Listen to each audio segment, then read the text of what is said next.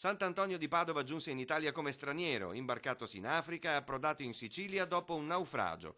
A poche ore dalla festa del santo taumaturgo, il vescovo della diocesi padovana Antonio Mattiazzo, nell'abituale messaggio ai fedeli, ricorda a tutti che globalizzazione, miseria, conflitti e terrorismo che affliggono alcune nazioni spingono molte persone ad abbandonare la loro patria per cercare condizioni più umane di vita.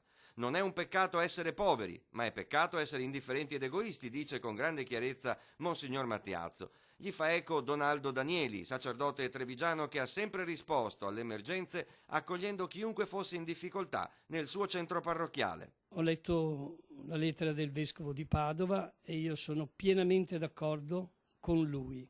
Quando c'è l'emergenza, quando ci sono delle persone che sono in emergenza, è giusto soccorrerle e non credo che questo ci impoverirà. È quando ci chiudiamo in noi stessi, nel nostro egoismo, che allora ci impoveriamo veramente.